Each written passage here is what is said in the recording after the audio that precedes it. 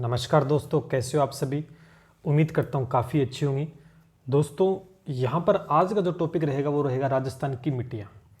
दोस्तों मैं आज वही प्रश्न आपके सामने लेके आया हूँ जो कि बार बार परीक्षा में पूछे गए हैं। जितने प्रश्न आज हम डिस्कस करेंगे दोस्तों बेहद इंपॉर्टेंट है, सारे के सारे रिपीटेड प्रश्न है दोस्तों। बाकी थ्योरी आपके पास कोई गाइड वगैरह नोट्स होगी वहाँ से आप पढ़ लीजिएगा, और मैं भी आपको थ्योरी का जो मैटर रहेगा मिट्टियों का वो अवेलेबल करवा दूंगा। तो आज की क्लास फिर शुरू करते हैं दोस्तों, और लाइक करना, शेयर करना दोस्तों, सब्सक्राइब करके लगातार हमारे साथ जुड़ जाइए, जिससे आने वाले समय में आपको लगातार सभी तरह की इन्फॉर्मेशन और स्टडी मटेरियल दोस्तों मिलता रहे। चलिए शुरू करते हैं। पहला प्रश्न देखिए दोस्तों, मैंने आज वही प्रश्न सम्मिलित किए हैं जो बार बार एग्जाम में दोस्तों पूछे गए हैं। ठीक है, जो बार बार भूतपूर्व जो परीक्षाएं हुई हैं उनमें सब में आई हुई हैं दोस्तों।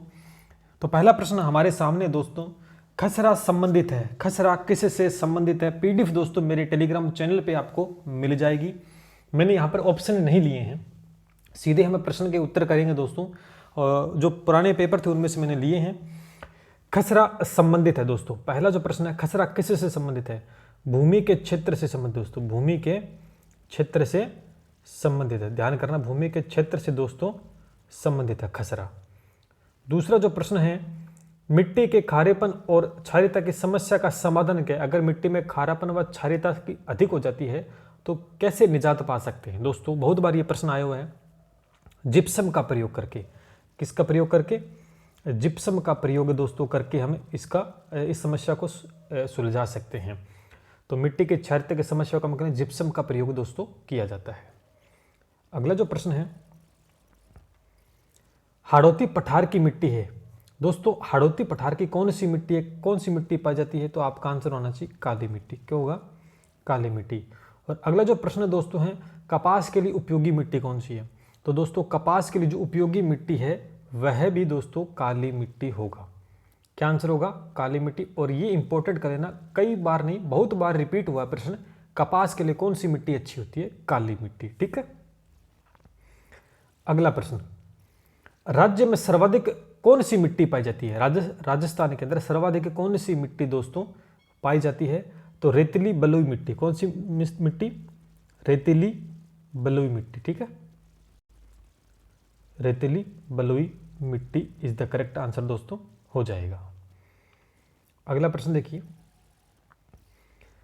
क्षारीय मिट्टी का पीएच कितना होता है। क्षारीय मिट्टी का पीएच कितना होता है दोस्तों बताइए। बहुत ही अच्छा प्रश्न। 7 से अधिक होता है। कितना होता है, 7 से अधिक।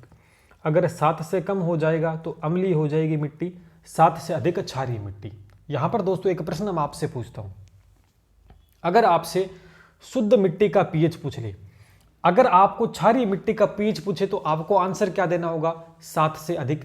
अगर आपसे प्रश्न पूछे कि शुद्ध मिट्टी का पीएच बताओ तो भैया क्या बताओगे, आंसर दो देना, आंसर क्या बताओगे बताइए दोस्तों। जब आपसे शुद्ध मिट्टी का पीएच पूछे तो दोस्तों आपको आंसर क्या देना है, 7, ओनली 7 पीएच बताना है। क्षारीय मिट्टी का पूछे तो 7 से अधिक, शुद्ध मिट्टी का पूछे तो 7। ठीक है, चलिए अगला प्रश्न, जल द्वारा मिट्टी के कटाव को क्या कहा जाता है। जल के द्वारा मिट्टी के कटाव को दोस्तों क्या कहा जाता है, अवनालिका अपर्दन। अवनालिका अपर्दन कहा जाता है। ठीक है, अपर्दन कहा जाता है, अवनालिका अपर्दन। अगला जो प्रश्न है, मिट्टी के अध्ययन को दोस्तों क्या कहते हैं, स्टडी ऑफ सोइल क्या कहते हैं दोस्तों, पेडोलॉजी। क्या कहते हैं, पेडोलॉजी। याद रखना है, पूछे गए ये सारे प्रश्न जो मैं आज करवा रहा हूं ये सारे के सारे पूछे गए दोस्तों। अगला जो प्रश्न है, जल को रोकने की सबसे कम क्षमता कौन सी मिट्टी में होती है। जो जल को नहीं रोक पाती है कौन सी मिट्टी है दोस्तों, सीधा सा आंसर होगा रेतीली मिट्टी।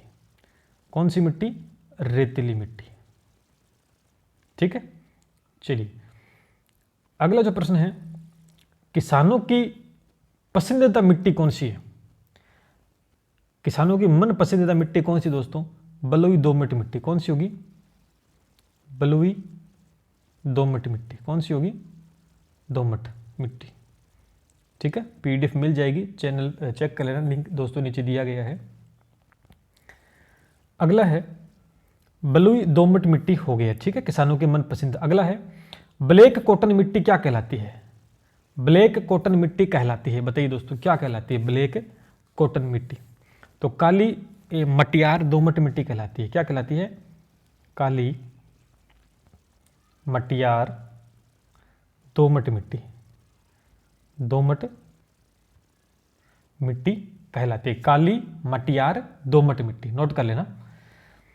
अगला जो प्रश्न है, राज्य की सबसे उपजाऊ मिट्टी बताओ। राज्य की सबसे उपजाऊ मिट्टी कौन सी है दोस्तों?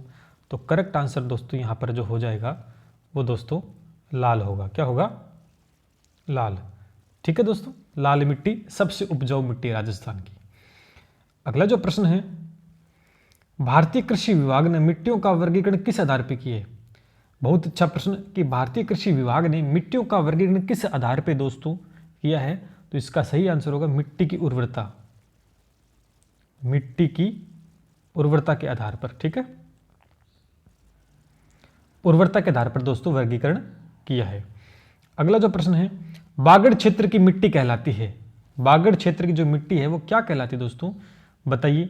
बागड़ क्षेत्र की मिट्टी पुरानी कच्छार। क्या कहलाती है? पुरानी कच्छार, ठीक है,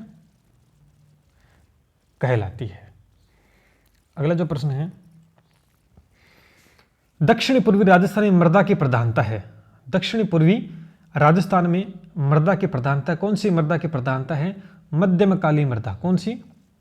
मध्यम काली मृदा। कौन सी मृदा? काली मिट्टी। ठीक है दोस्तों, याद रखना है इसको।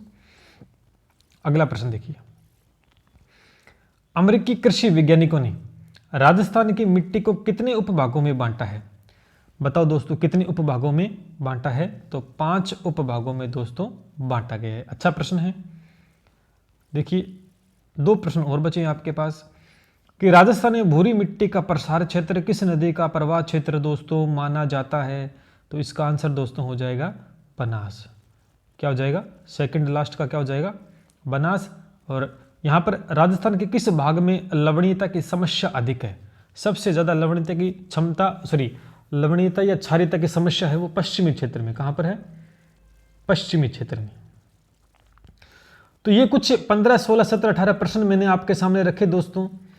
ये वो प्रश्न है जो दोस्तों बार बार एग्जाम में दोस्तों आए हुए हैं। कहां पर आए हुए हैं? एग्जाम के अंदर। और मैं आशा करता हूं कि यहीं से दोबारा ये रिपीट होंगे प्रश्न, तो आप इन्हें अच्छे से नोट कर लीजिएगा, अच्छे से याद कर लीजिएगा। पीडीएफ दोस्तों आपको मिल जाएगी मेरे टेलीग्राम चैनल पर, अभी जाके ज्वाइन कर लेना। नीचे लिंक दोस्तों दिया गया, मैंने और पीडीएफ वहाँ डाल रखी है। रेगुलर बेस के ऊपर आपकी क्लास होती है। शाम को 8 बजे दोस्तों आपकी हिंदी की क्लास होगी, मुहावरे करवाऊंगा, तो उसे भी ज्वाइन कीजिएगा। लाइक, शेयर और सब्सक्राइब करते रहिएगा। मिलते हैं इसी के साथ। जय हिंद, जय भारत।